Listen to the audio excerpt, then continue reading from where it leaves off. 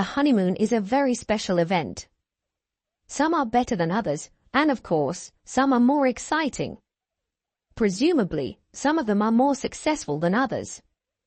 Either way, it is traditionally an opportunity for a man to get to know his wife better and vice versa. At least, that's the theory. However, in our modern world, it is rare for a man and woman to walk down the aisle as virgins. We weren't either. However, that doesn't mean that on my honeymoon I didn't learn things about my wife that I never would have expected. We had lived together for almost 2 years when we decided to make things official. It was a combination of pressure from her parents and the thought that one day we might start a family. It all made sense, even the tax situation would improve. Here we were, alone at the registry office with her parents, Tom and Brenda. Mine lived too far away to make the trip. A few other friends were there, a couple of them as witnesses, and that was it. We didn't want to make a fuss about it and didn't think it would change as much. June loved me and I loved her. That's it. John, you really are part of the family now, boy, her father Tom told me afterward. I felt part of the family for quite some time, Dad, I replied happily. You and Bren were like parents to me, considering my parents live overseas. Hey man, he continued, you better go with her, otherwise you'll miss your flight. Do you want to take them off? Take them off yourself, June laughed in response. Okay honey, we have a deal. I shouted and started chasing her around the room until I had her cornered by the bed. Oh please, kind sir, June begged me cheerfully, be careful with me if you are going to use this terrible weapon because I don't know how to handle it. Not so, I replied, dropping the accent. She couldn't or at least decided to spare me, but it was close. Damn close. We not only missed breakfast but also lunch, but a couple of burgers from a cafe in town quickly solved this problem. We then headed to the beach, me in my baggy swim shorts and June in her bikini. Have you noticed how over the years girls' bikinis have become smaller and smaller and men's swimwear has become larger and wider? Ah, no, not really, I stammered, unable to hide my guilty smile. Liar, June accused me, and we both laughed. That blonde has bigger breasts than mine, my wife asked jealously. Do you think that girl with the big breasts and the older man has silicone? My breasts didn't sag like that woman's, right? Are mine as tight as hers? The question was whether they were bigger, taller, rounder, all those questions where you weren't sure what answer she really wanted to hear. Loving her as I did, June had a habit of acting too hastily without always considering the consequences. It was never a major issue, but damn.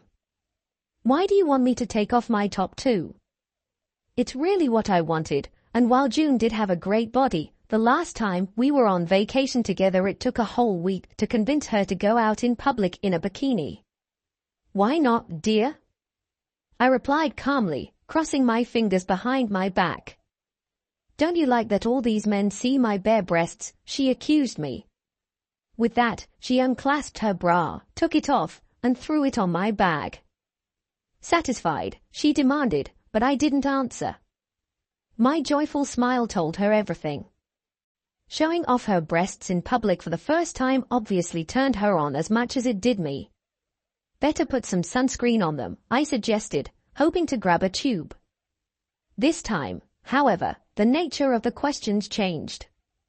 That dark-haired guy over there is looking at my breasts, John, was the first of them, to which I replied, probably.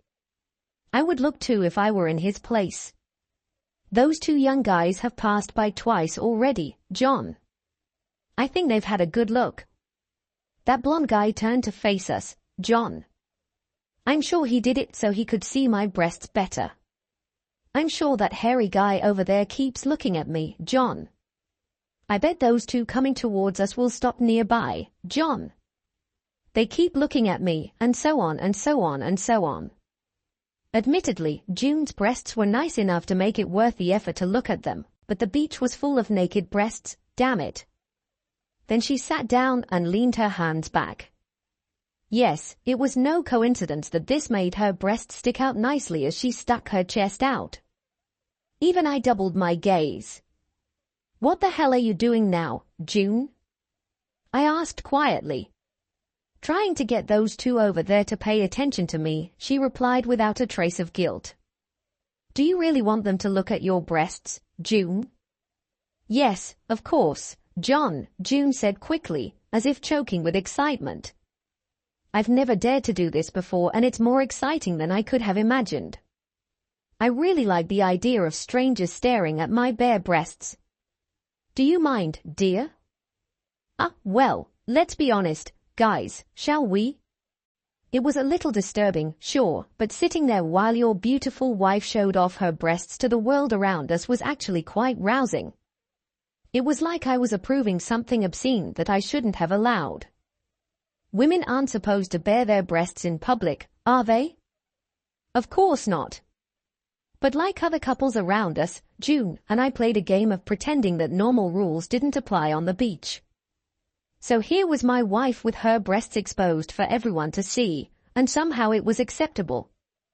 Exciting, really, especially the first few times they did it as an opportunity to tell everyone around that they could look as much as they want and be jealous, but they were actually mine, all mine.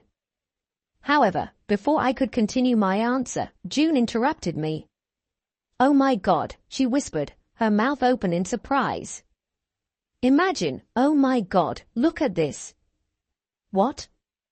I asked in amazement. "Those two guys," she answered quietly without looking at me. "The one on the right is horny." "Look, John, he's horny."